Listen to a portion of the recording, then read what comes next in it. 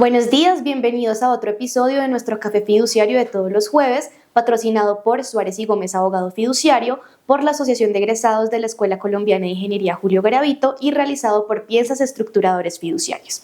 El día de hoy nos acompaña Adriana Salazar, abogada especialista en Derecho Contractual y Relaciones Jurídico-Negociales de la Universidad Externado de Colombia, quien en esta oportunidad nos va a hablar acerca de los gastos para la transferencia de bienes inmuebles a título de fiducia mercantil.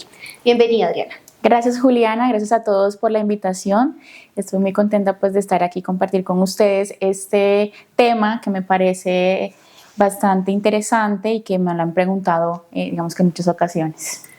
Perfecto. Bueno, para iniciar con este café fiduciario tan importante y tan especial, quisiera preguntarte, ¿cuáles son los gastos que se generan en la transferencia de un bien inmueble a título de fiducia mercantil? Claro que sí.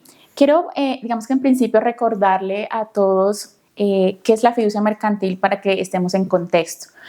Básicamente, la fiducia mercantil es un negocio a través del cual se transfiere unos bienes a otra persona llamada fiduciaria para constituir un patrimonio autónomo y que se cumpla alguna finalidad. Por ejemplo, yo soy dueña de un lote, yo lo quiero transferir a una fiducia mercantil porque me asocié con un constructor para que desarrolle un proyecto inmobiliario. Entonces yo hago ese aporte de mi bien inmueble a ese patrimonio autónomo y de ahí pues se cumple una finalidad que básicamente sería pues desarrollar sobre ese predio un proyecto inmobiliario.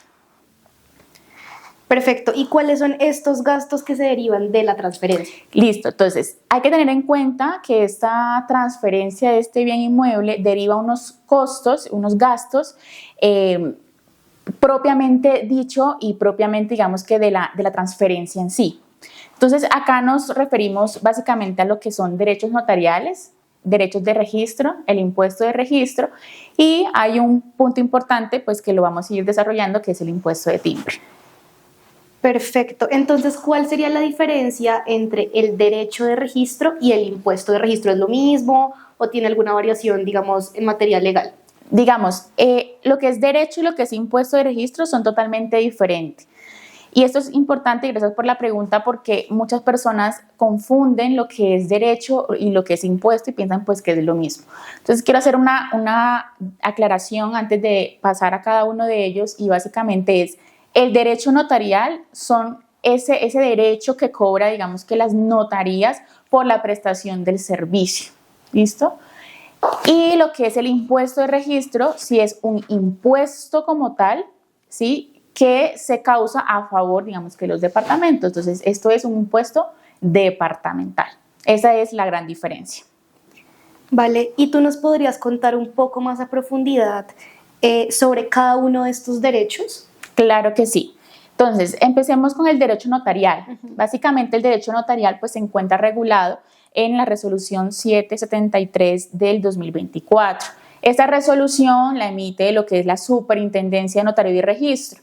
Recordemos que la Superintendencia de Notario y Registro todos los años, eso es de forma anual, emite una resolución en la cual se establecen como las reglas sobre todo el tema notarial y registral aplicable a ese año. Entonces, esto que estoy, digamos que diciendo en este año y que esta resolución, la 773, aplica única y exclusivamente para este año.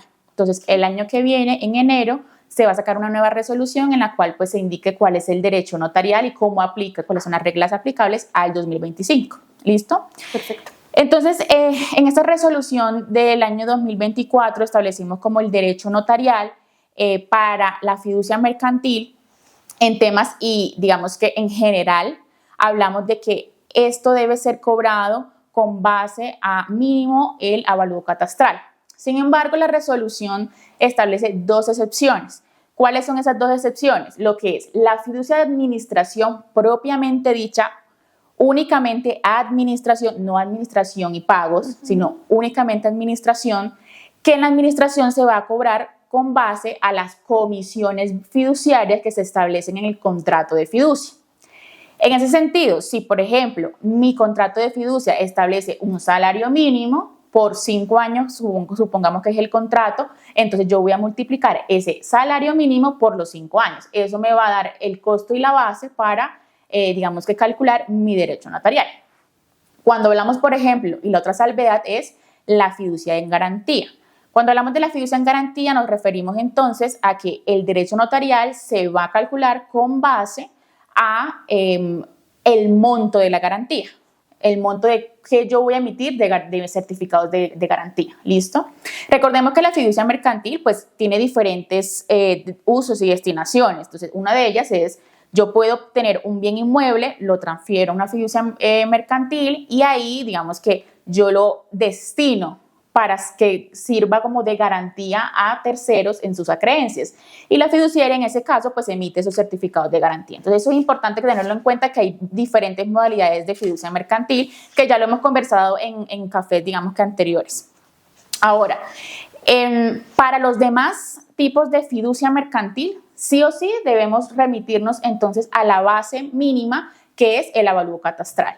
¿Listo? Esto digamos que lo calculamos en 3 por 1000, que es la base única o la tarifa única del derecho notarial, que para este año es 3 por 1000 sobre esa base, teniendo en cuenta pues estas dos excepciones. Perfecto, Adriana. Entonces, como nos comentaste, los derechos notariales para la constitución de fiducia mercantil se tienen que tasar con base en el avalúo catastral, salvo cuando se trate de fiducia en garantía o de administración. Así es, correcto. Perfecto. Ahora, quiero que nos cuentes un poquito acerca del derecho de registro. Listo. El derecho de registro pues, es también un derecho que se causa a favor de las notarías por la prestación pues, de todo el servicio de notariado y registro. Básicamente, en temas de fiducia mercantil, el derecho de registro se causa, y digamos que la norma es muy clara en este sentido, y es, bueno, primero, eso está regulado en la resolución 376 de 2024. Estas resoluciones también van cambiando como anualmente. Y acá lo que nos dice es que cuando se trata de fiducia mercantil, sin importar el tipo, como a diferencia, digamos, que del tema del derecho notarial, es lo que resulte mayor entre el valor del contrato, es decir, de mis comisiones fiduciarias, ¿cierto? Y el avalúo catastral. Normalmente, ¿qué es mayor? Pues el avalúo catastral. En ese sentido, pues mi derecho de registro siempre va a ser, o en su mayoría, va a ser sobre el avalúo catastral del bien inmueble. Aquí la resolución también nos trae como tal unas tarifas, unos cuadros, dependiendo el precio del bien que corresponde al avalúo catastral, que va desde los 48,000 pesos hasta el 13.06% por cada 1,000 pesos. Eso es básicamente en temas de derechos de registro. Perfecto. Y frente al impuesto de registro, que como ya hablamos es distinto al derecho de registro, ¿qué nos puedes comentar? Bueno, entonces el impuesto de registro está regulado en el decreto 650 de 1996, el cual ha tenido, digamos que una serie de variaciones, de aclaraciones y de modificaciones.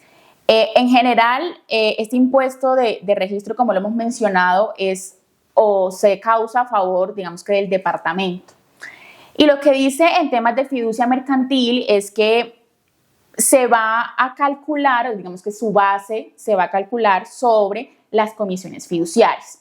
Lo dice, digamos que el artículo 7 de este decreto, y es importante acá tener claridad sobre un punto, y es que ha habido muchas discusiones de la base mínima del impuesto.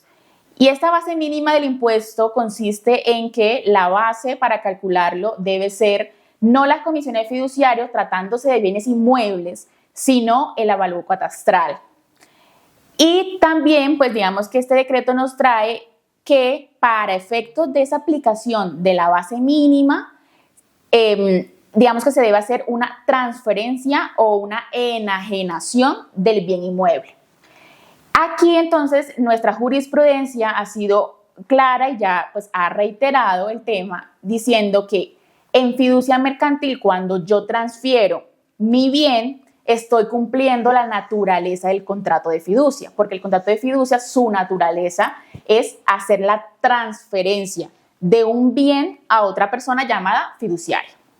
Como es la naturaleza del cumplimiento de ese contrato, digamos que para efectos fiscales lo que decimos es no hay una transferencia o una adquisición plena del dominio. Lo que hay es un aporte o una transferencia en fiducia, pero digamos que el fiduciario no está adquiriendo la propiedad del bien. lo que está haciendo es recibe ese bien para poder cumplir una finalidad específica que se establece como tal en el contrato de fiducia. Y por ende, la base mínima, que es el tema del avalúo catastral, no aplica para el caso de enajenación de transferencia del bien en fiducia mercantil. ¿Por qué? Porque no hay una enajenación ni adquisición plena del dominio. Perfecto. Entonces, aquí en conclusión, lo que quiere decir es, cuando estamos hablando del impuesto de registro, debemos revisar son las comisiones fiduciarias. Perfecto, Adriana. También quisiera que nos hablaras un poco acerca del impuesto nacional de timbre. Bueno, entonces hablando del impuesto nacional de timbre, eso ha sido también una discusión de más o menos un año larguito por todo el tema de la ley 2277 de 2022. El impuesto nacional de timbre grava como tal a esos documentos que se requieran elevar a escritura pública. En ese sentido, cuando hablamos de transferencia de los inmuebles en fiducia mercantil, pues estamos hablando de que eso se debe protocolizar y por ende elevar a una escritura pública. El impuesto de timbre establece que todos esos escrituras públicas o negocios que se realicen a través de esta protocolización que superen los 20.000 VT, que para el año 2024 se establecen más o menos en 900 millones, debe o está sometido a este impuesto de timbre. Okay. ¿Listo? Entonces, hablando como tal de la fiducia mercantil, se ha tenido una discusión y es que, como te lo comentaba o se los comentaba hace un momento, la fiducia mercantil o la transferencia que yo hago en fiducia mercantil no se considera como una enajenación. Y el impuesto de timbre se causa en esa protocolización o que yo eleve a escritura pública un negocio, pero que además contenga la enajenación, digamos que del bien inmueble. Entonces, en fiducia mercantil, teniendo en cuenta pues que no hay como tal una enajenación, no podríamos hablar de que aquí aplica. Sin embargo, la DIAN emitió un oficio, un concepto el año pasado, en 2023, en el cual establece expresamente que este impuesto de timbre sí se causa para la transferencia de fiducia mercantil, lo cual contraviene todo el desarrollo jurisprudencial y los conceptos que se han emitido, incluso por la Superintendencia Financiera, que ha dicho que para efectos fiscales no se considera una enajenación. Entonces, este punto es muy importante y más porque, digamos que aumenta el costo de la transferencia. Entonces, una reflexión que les quiero dejar sobre el impuesto de timbre es, ¿qué pasa entonces con el principio de transparencia fiscal que nos dice a nosotros que debemos aplicar los mismos efectos, digamos que en toda una figura? Entonces, si se aplica en la figura de fiducia mercantil para efectos fiscales de que no se considera una enajenación, ¿por qué entonces se le da la interpretación del impuesto nacional de timbre como en fiducia mercantil como si fuera una enajenación de bienes cuando se ha dicho que no? Entonces, esto es una reflexión que les quiero dejar para que también pues lo revisemos y podamos emitir, digamos que unas opiniones sobre el tema, ¿no? Entonces, es esto básicamente como los gastos que se tienen en la transferencia con las acotaciones y aclaraciones que pues ya hemos conversado durante este café. Perfecto, Adriana, muchísimas gracias por este espacio, la verdad fue súper enriquecedor y esperamos verte pronto nuevamente en otro de nuestros episodios de nuestro Café Fiduciario. Muchas gracias, Juliana, y a todos por la invitación y pues los invito a todos a que revisen nuestro canal en YouTube y en Spotify. Claro que y sí. que nos sigan. Muchas gracias.